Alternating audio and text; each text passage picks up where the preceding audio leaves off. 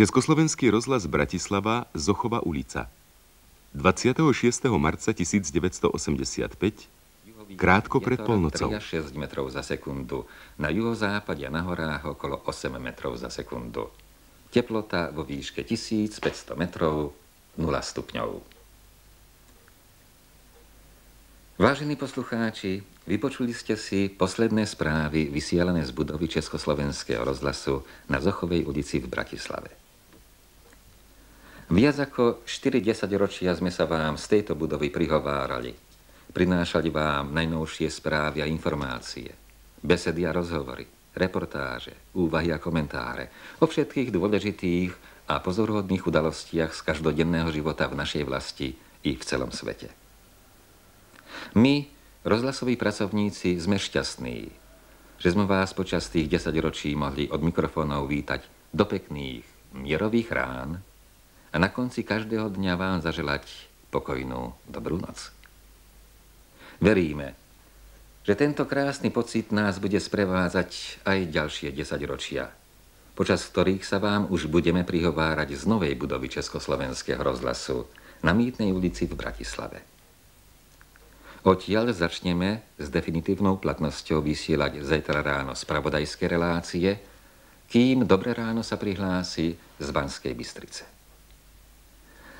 A teraz už, milí poslucháči, naposledy zo Zochovej ulice pokojnú dobrú noc. Údery hodín ohlásia polnoc.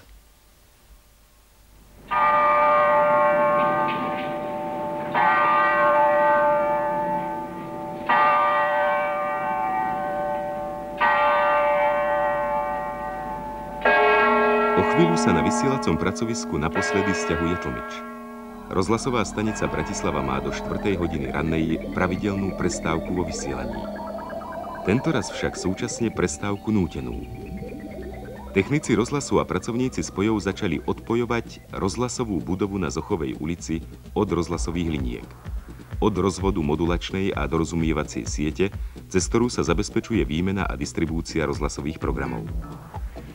Zavčas ráno musia dostať vysielače stanice Bratislava signál už z novej budovy Československého rozhlasu. Pracoviská zvyknuté na každodenný vyše 20-hodinový maratón osireli. Prestali spájať pracovníkov rozhlasu s poslucháčmi.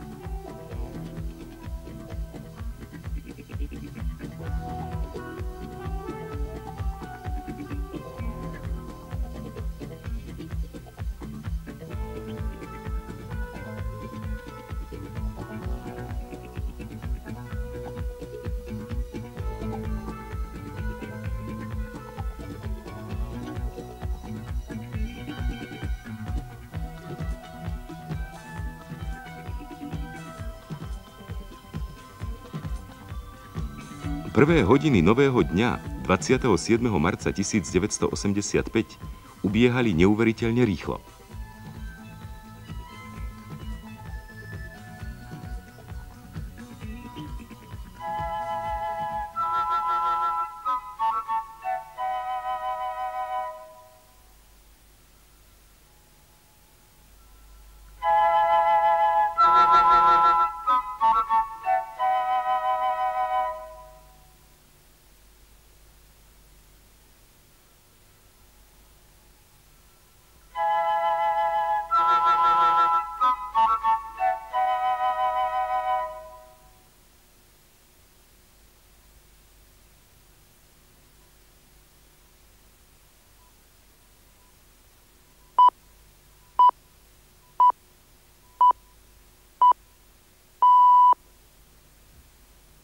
Časový signál ohlásil 4 hodiny. Slovenský národný okruh Bratislava začína svoje dnešné vysielanie. Dnes je streda, 27. marca 1985.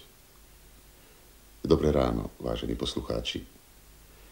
6 zvukových bodiek časového signálu bolo prvou zvukovou informáciou, ktorú odvysielal Československý rozhlas na Slovensku z budovy nového rozhlasového strediska na Mýtnej ulici v Bratislave.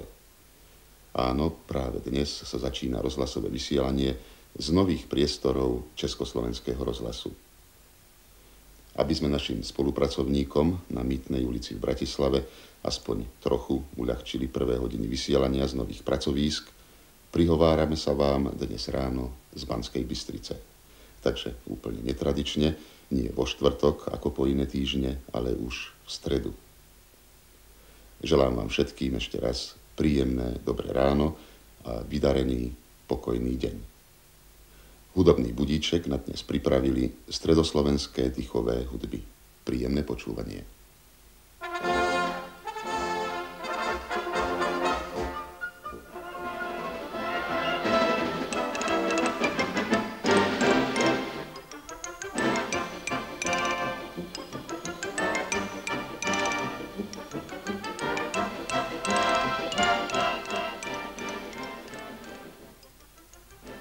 Bude 4:30.